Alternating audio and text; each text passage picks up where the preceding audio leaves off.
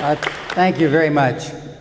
If I fall over, it's because I had a concussion, and I'm not sure who I am or where I am. Someone steered me in the direction of Western. I knew it because I graduated here 60 years ago or so, and it's great to be back. I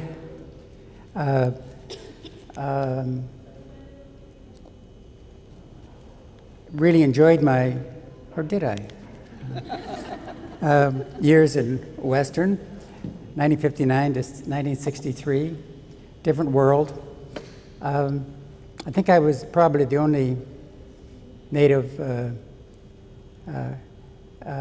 student here, maybe in Canada at that time, and it was a different world. I remember my history teacher, and I took honors history. It was in these little seminar groups, and one history teacher said, when we were talking about French-Canadian history, that the French Canadians were so ugly and stupid because they had interbred with the Indians. I didn't think that was very fair, but I wanted to graduate. Then when I checked out the reading list, I saw that the great historians, Creighton and Lower and others, great Canadian historians, all, when they dealt with Native people, talked about inferior degenerates, not as capable as white people, and doomed to perish and all that sort of stuff. Really wasn't good for one's morale, I'll tell you. But that was accepted in those days. In any case, I'm here to talk about critical aspects of leadership from my own experience and career path. In the next month or so, I'm going to turn 80. And so that makes a very nice division. I'm going to talk about the first 25 years of my life and how it was a preparation for moving on. I'm going to talk about the second 40 years when I was a high school teacher in Petrolia, Ontario for a couple of years until they got rid of me, and then was a diplomat, foreign service officer for 35 years and on all 6 habitable continents, and a deputy minister eventually. And then the almost 6 years that I spent as the Queen's representative in Ontario, the Lieutenant Governor of Ontario, and what I found most rewarding in that. And finally, the last 12 years in which I've spent my time writing books, and I've written books on the years as a diplomat, my years as the advisor to the Prime Minister on foreign and defense policy for 4 years, and the crisis in the First Nation communities of Canada in the social justice novels that I penned. So let's begin at probably the most interesting part, that is about the first years. I had, maybe not for that period because we were coming out of the Depression. Our family stayed in the Depression even though everybody else was out of it, in a sense. My mother married my dad when she was 14 or 15. My dad was 18, so he was much older. And I think she always said that they just lied to the United Church minister who took their word when they said she was 18. And so, in any case, nobody has come to take away my birth certificate. And so my mother and dad went to about grade 4. They have grade 4 educations. My dad he was a white man, and he spent the Depression years riding the rails across Canada, working in lumber camps, temporarily joining the Communist Party. That's why my middle name is Carl with a K. He was a teller of tall stories. And in any case, they moved from place to place, looking for work, living in tents. Children came along. We lived in the tents too. And then in 1946, my dad came wandering through the village of Port Carling in Muskoka, which is a wonderful tourist resort area, which had in those years its own little secret, which was that it harbored in its territory a little Indian reserve called the Indian camp, where my mother had spent a lot of time, and that was where the people from Rama, the Chippewas of Rama, and the Mohawks from near Bala spent their summers. And my mother had spent a year in the school in Port Carling, and we went back. But my dad was no education, and so he was by himself, and a trucker came by, wanted someone to shovel gravel, and my dad accepted the job, and he had no place to live, so he went up to the village dump, and he found a piece of tin, which he straightened out, put it over a cleft in a rock, and he lived there, saved his money, and bought a used tent, and eventually sent for my mother and his 4 kids. And we arrived in Port Carling in the summer of 1946. And my dad was waiting for us, and we walked up the dump road, close by the dump, and there was this nice tent. And we kids thought it was just great, because we had a whole summer of living in the open air. Other rich people would pay a lot of money to go to summer camp. We had our own summer camp, and we also had our own private zoo, because we just had to go a little ways up the road, and there were raccoons, there were skunks, there were rats and mice. Up above, it was like an aviary, because there were the crows cawing and seagulls going by. And in those days, there was no such thing as garage sales. But in Muskoka, you had all these rich tourists, and they were throwing their stuff out, and they were picked up by the village truck. And it was before the era of these big crusher trucks, so everything was pristine condition when it was thrown in the truck. And my brother and I would chase the dump trucks up the road to the dump and watch them unload everything. And then we would just jump in, and we competed with the animals for what was there. And this was the beginning of my story of leadership, because I discovered comic books. And I took them back to the tent, and my mother, with her grade 4 education, still knew how to read, and she helped me. And by the end of the summer, I could read.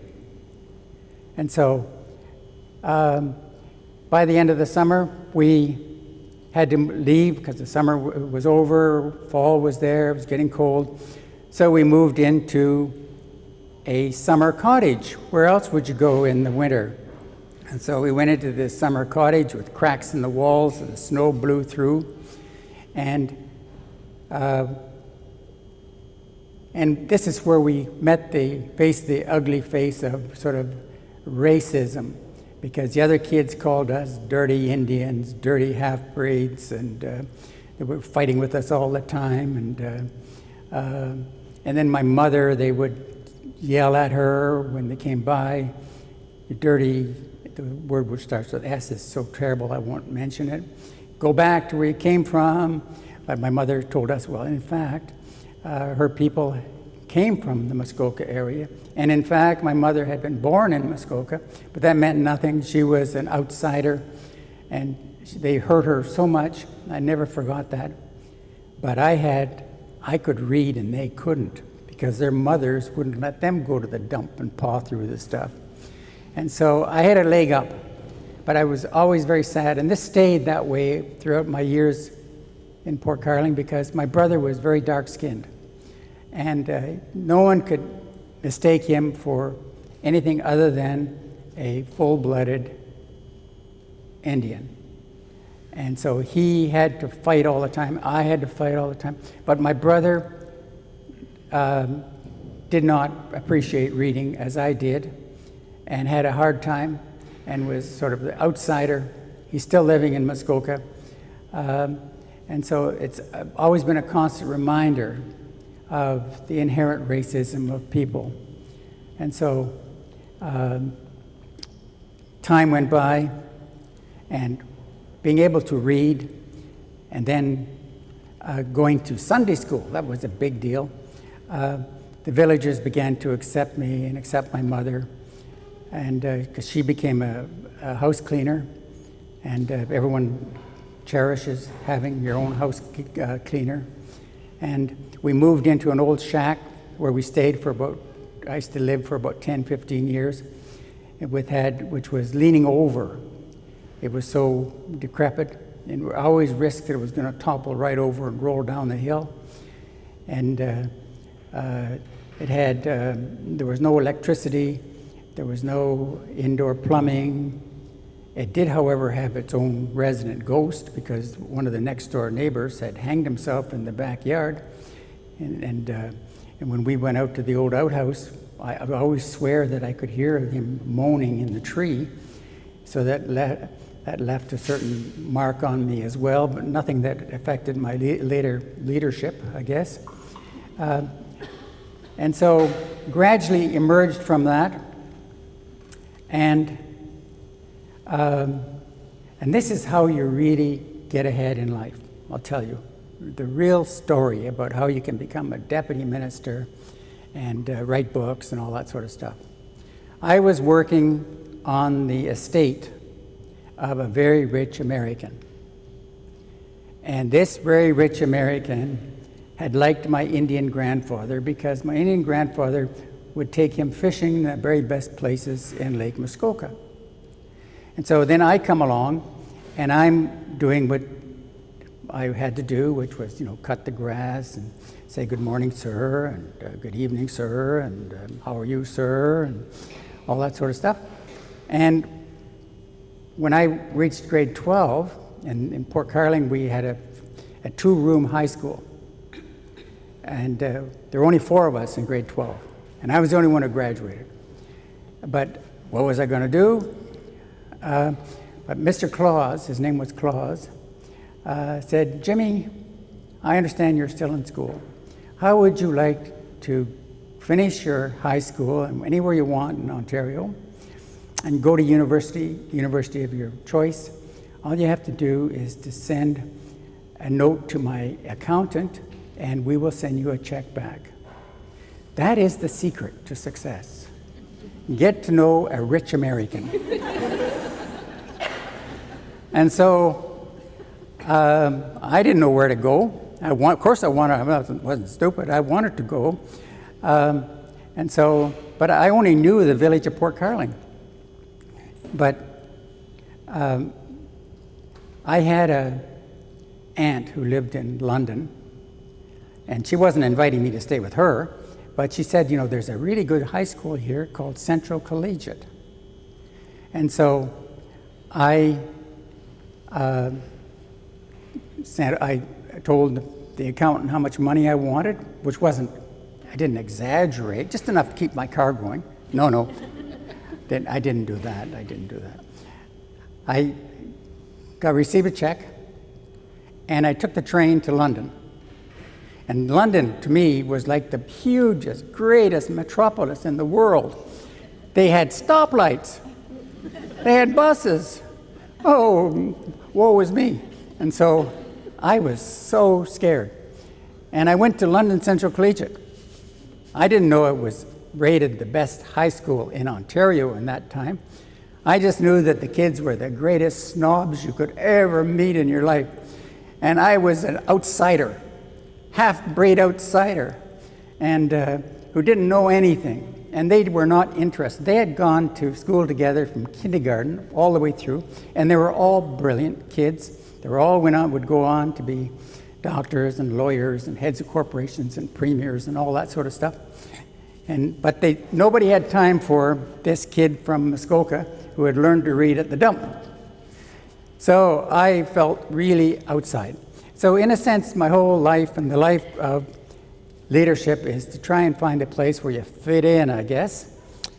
This is not for other people who are supposed to have made it, but part of my life always has been to find a way of fitting in, of finding a place where I was comfortable. I never really found it in Central. There were 4 classes of grade 13. Fortunately, I did well. I mean, I had an A average. And the teachers were fantastic. And my French teacher said, don't waste your time with going to be an elementary school teacher. Go and become a high school teacher. And so I said, okay. And so I then went to Western for 4 years. And it was actually, maybe it's the same as it is today as it was then, but I doubt it. Because the first class I went to, the teachers, they'd all seemed to have been educated in Oxford or Cambridge, said, don't worry about coming to classes. Just read a lot of books. So I didn't go to classes. And I read a lot of books. And I did very well in all my essays, and not so well in the exams, because you're supposed to know something, I guess, what they tell you.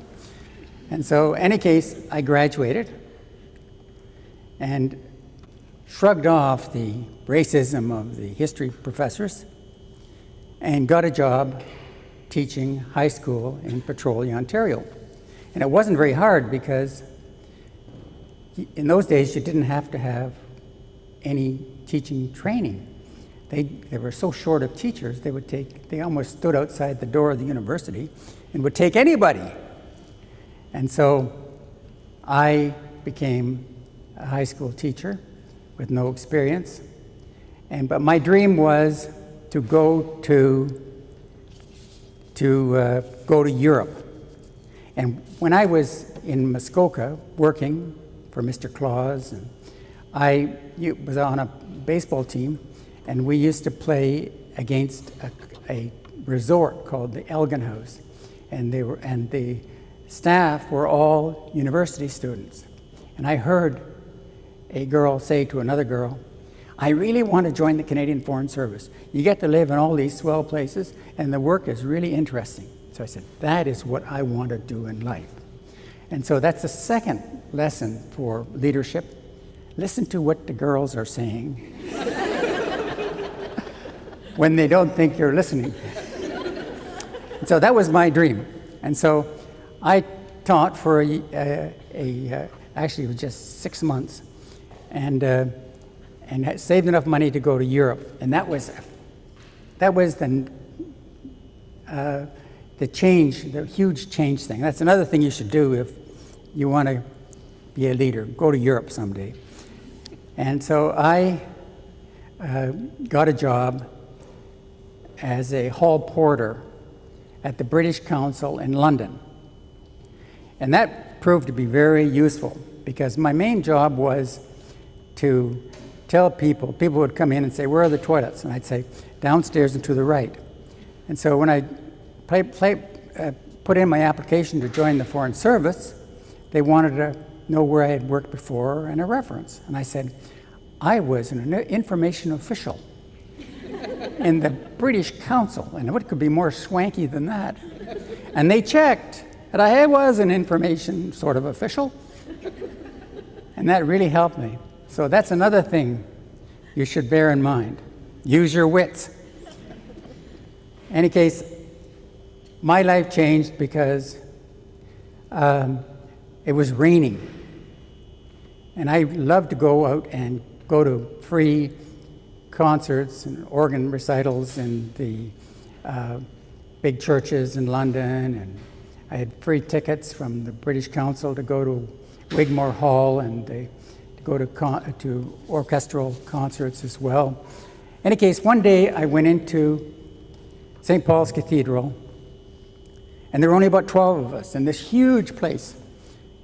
And in walks Martin Luther King. And he repeats his I Have a Dream speech. He was on his way to Oslo to get the Nobel Peace Prize. I didn't know that, but he sure made a huge impression. And that was something that jolted me out of my Muskoka, London, Ontario, Petrolia, Ontario confidence about racism and what should be done about it. And then I read T.S. Eliot has died. And he was a poet that I enjoyed. I didn't realize until he died, and I looked into his life, what a magnificent person he was and what was available out there in terms of culture. And then Churchill died. And I spent about 10 hours standing in line to go by his coffin in Westminster Hall.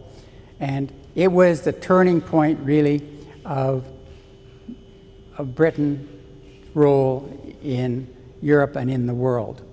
And I never forgot that. So I came back, taught for a year, and applied to join the Foreign Service. Here's another tip. I researched what sort of questions they asked, and they had a multiple choice part, and they had an interview part. And the multiple choice part, you had to know a lot of information.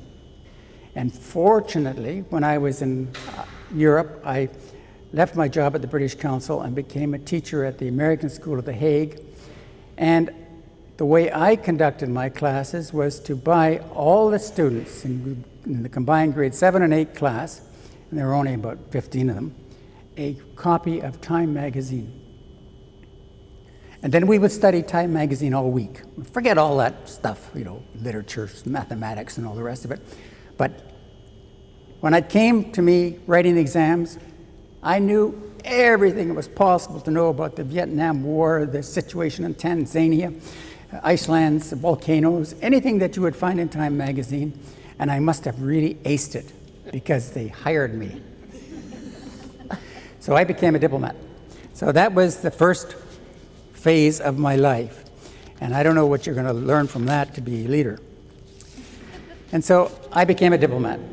I was hired in foreign affairs, and it was a job that you had to pay to do it, and you had the money, and if I had money, I would have paid to it. I loved the work. I just loved foreign affairs. One thing, nobody knew that I had this black mark against me of being on the downtrodden in Canada. I could be a Canadian without having to explain myself all the time. But I kept running into people making anti-Native comments, and I would always defend the Native point of view and find myself not getting into trouble because I went up in rank all the time, but it was an uncomfortable life. And I first of all was posted to New York, to the United Nations, as a so-called advisor, but really just a note taker. And then off to Colombia as a junior officer in Bogota. But the ambassador was a bitter man and didn't learn anything from him, so I really was fed up and thought maybe I better go back to teaching. But I went back to Canada and was posted to the Intelligence Advisory Bureau in charge of providing assessments and advice to the government on international terrorism. I didn't know that that was going to be a real growth industry in the country. And so the FLQ goes to work, and guess who has to do the briefing, writing the notes for the Prime Minister? Prime Minister was Trudeau by that time, and I did. But he didn't know, and my superiors didn't know, that the best place to get well-reasoned and already written material is Time magazine. So everybody was very impressed that I could write like one of the top journalists. In any case, I said, Time magazine said, and I said, that there was no real threat here. There's only about 50 guys running around through the bush in Quebec. And so, I got promoted. That was the first thing. They, first of all, wanted to send me to Cuba. I would go there later, but I didn't want to go because I knew the ambassador and I didn't like him. Then they wanted to send me to Ethiopia. I didn't want to go there because I didn't like the ambassador. And then they offered me, then the officer who had been, there was a war, civil war between East and West Bengal. And India sent in their troops, and Bengal and East Bengal became Bangladesh, and everything was going to hell. People were dying like flies. There was a great smallpox epidemic, and the person that was designated to go to Bangladesh was killed in a plane crash in Delhi. So they were stuck. Who better to go to the rescue than the person who knew all about international terrorism and had such a great gift with the pen? So they named me acting High Commissioner for Bangladesh with a budget of $100 million and told me to go and spend the whole thing. And so away I went. And it really, seriously, was a terrible situation there. The smallpox epidemic was terrible, cholera. And here's another tip. The Bangladesh government wanted to make all the decisions. I had $100 million and I wanted to have something to say, but they weren't keen. Then the head of the World Bank, a representative, came to see me and said, we need immediately $10 million to buy the vaccine to vaccinate 75 million people, because people are dying at such a terrible rate. We have no money, we can't get it. And so I had carte blanche for 100 million. So I sent a message saying, I want to spend 10 million on the smallpox vaccine.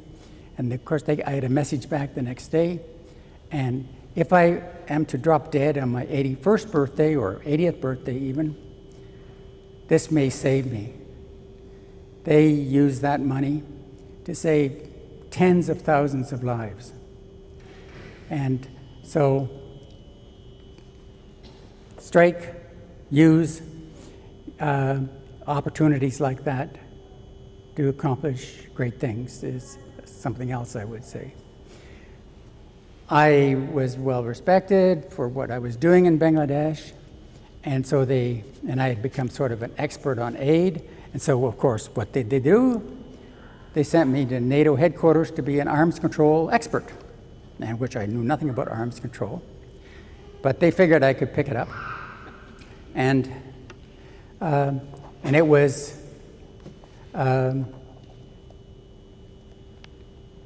the period of the real Cold War, and I became sort of a Cold War expert as time went on. And I ended up on a committee which dealt with waging nuclear war. And they were absolutely crazy, these people. Edward Teller, some of you may have heard of him, father of the hydrogen bomb.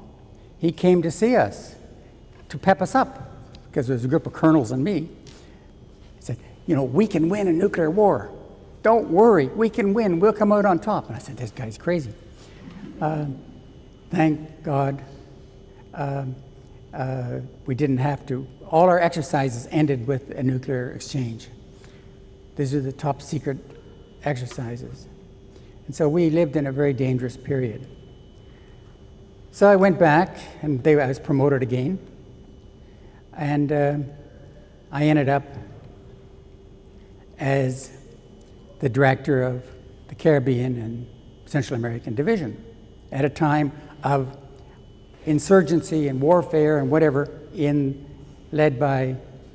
stimulated by Castro in that area. And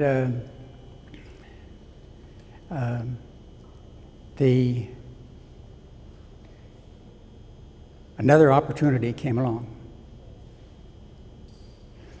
I was in my office working my normal 12-hour a day. All the senior officers had all gone home, and the phone rang. And it was somebody in the security division saying that a East German airplane had landed at Gander Airport. A woman had run out and sought political asylum at the airport, but the crowd of passengers had come out and surrounded her, and they weren't going to let her go home. Let her go. What should we do? Don't know who else to call.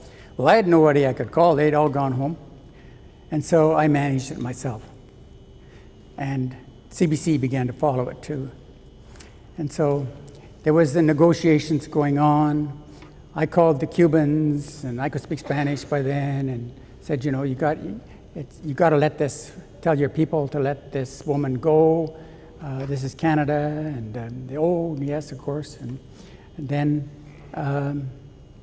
eventually I received word that the Cubans said, we agree that we will tell the passengers to leave the woman and she can stay in Canada. Then about half an hour later, the phone rang, and it was the RCMP Security Service, now called CSIS. But those days they had a police role as well. And they were at the airport. And they said, Mr. Bartleman, no one is paying any attention to you. Passengers have taken that woman and forced her on the plane. The plane is at the end of the runway. It is turned around. The motor is revving up. What are we going to do? And so this was it. One decision, and I would be back teaching in Petrolia. The other decision, I'd be here talking to these distinguished students. So I said, put on your siren, flash and flashers, and get out there and block that airplane on the tarmac. Yay! And so the door opened, and the lady walked out. And then everyone came out of their hiding places because they didn't want to be around me because they'd be associated with the decision, and said, yay! And it was on the evening news, and everyone said, if there's trouble, ask Jim Bartleman. I could have ended up being fired. All that would be if that plane had accidentally hit that car. But in any case, you don't think of things like that. And there was a variety of things like that occurred. And so that's another thing to remember as you try to become a tenured university professor. And so I then went on from that to be ambassador to Israel, which was a very easy place to be ambassador to. It was only Intifada and things like that. And the problem was the Prime Minister Mulroney and Foreign Minister Joe Clark were at loggerheads over what to do, because the Israelis Defense Minister Rabin had adopted this policy of confronting kids who were throwing stones at them by rounding them up, tying them up, and then Rabin issued all the soldiers with clubs, and they systematically beat everybody every night. And so I found it very hard. To accept that.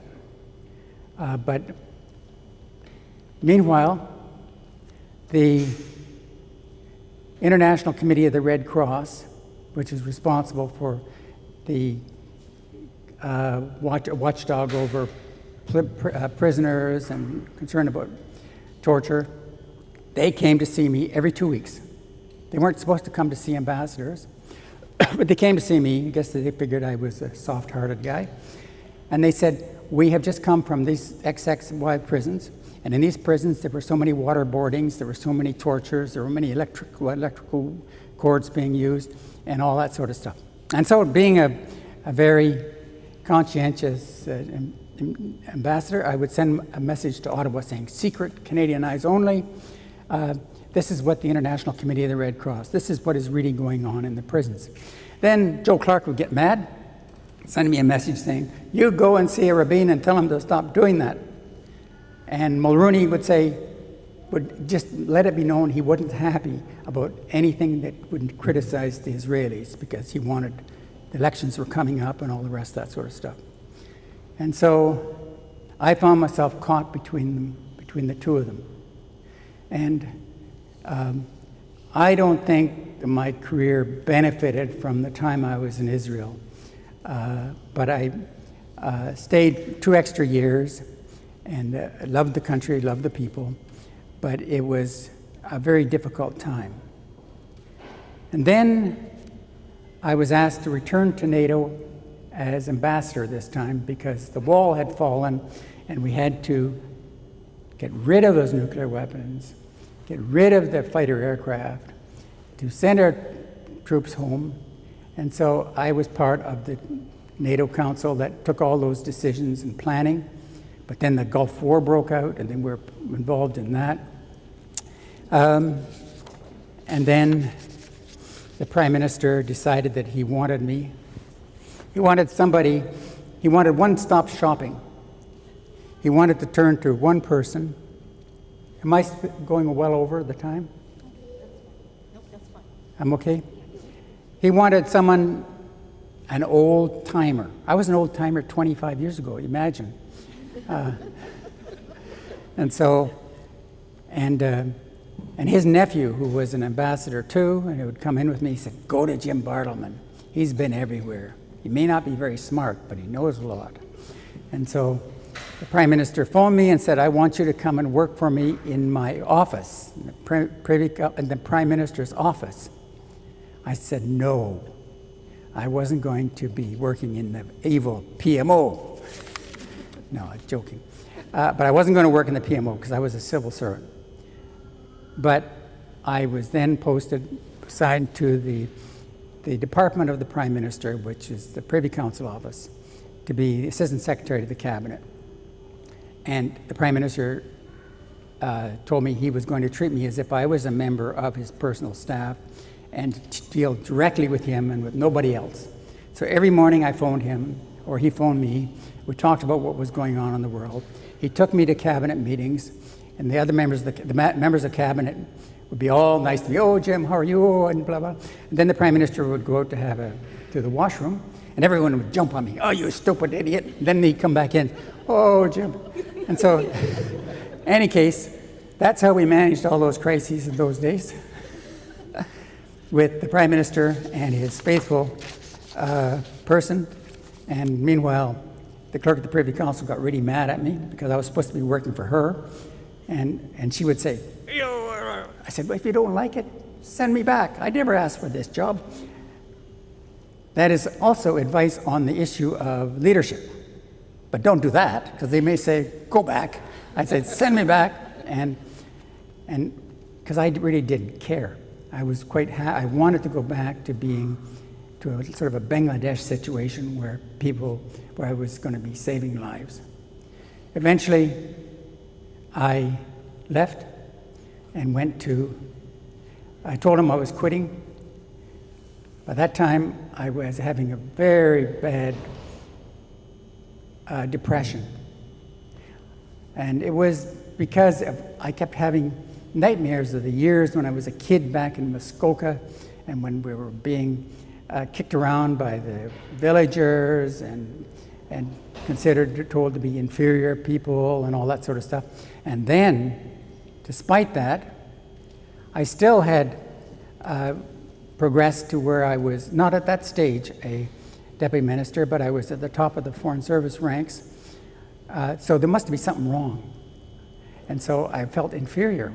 how could I be doing this this is my background? And so that made me feel very inferior. And then we went to Benin. How many people don't know where Benin is?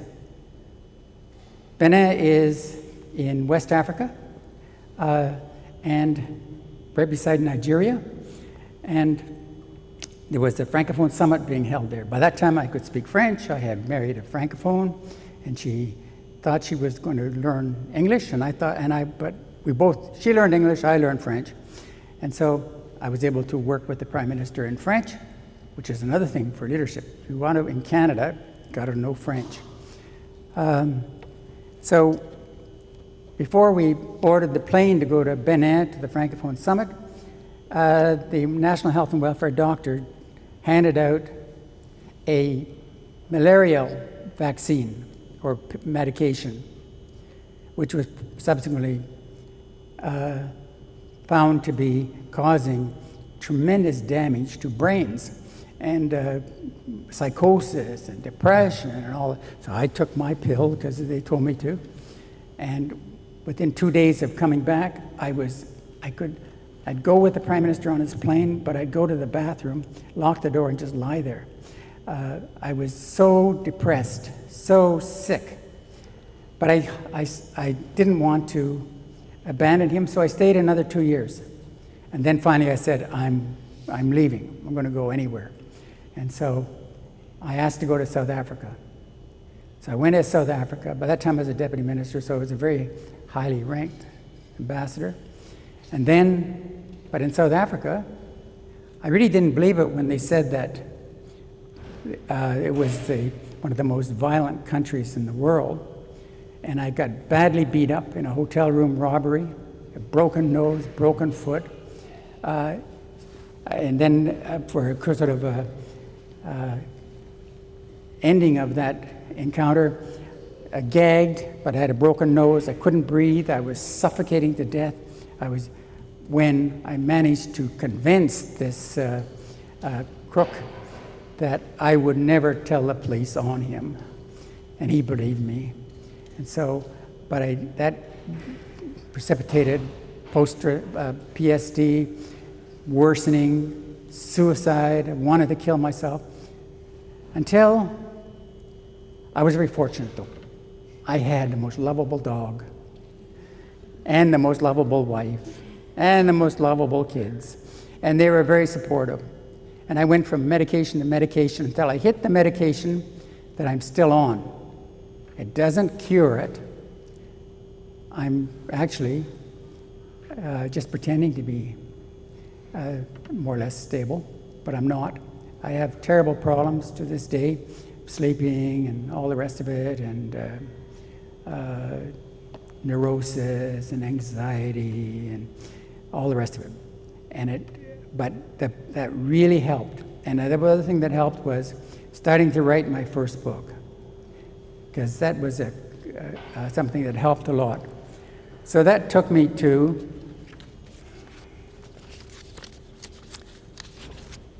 the call that came unexpectedly from the Prime Minister for the third part of my life, which was as the Queen's representative in Ontario. The Prime Minister was always trying to find me a good job somewhere, but I didn't want his good jobs. He wanted me to be Deputy Minister of Defense. Well, who in the hell wants to be Deputy Minister of Defense?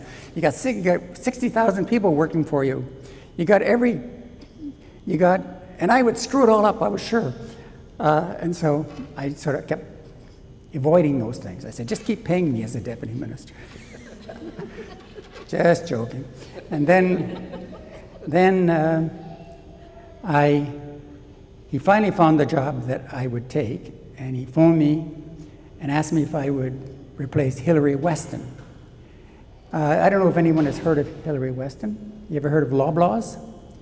Well, they own Loblaws. She was a very nice lady, I guess. In any case, they had been appointing lieutenant governors who were very wealthy people because they could provide their own accommodation.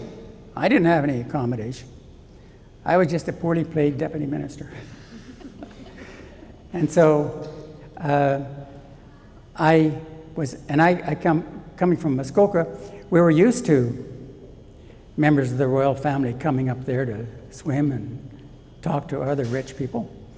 And so, but I didn't have a place to live, but the premier of the province found a house that we could live in. We moved to Toronto, and the most productive part of my life began because I was able to use my office to help mobilize campaigns to deal with mental illness, particularly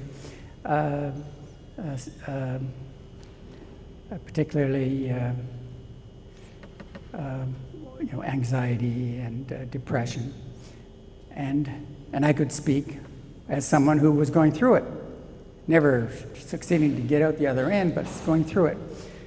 And I was also able to join up in the fights against racism, and most of all, I was able to do something for Native kids because I had a leg up when I was a kid.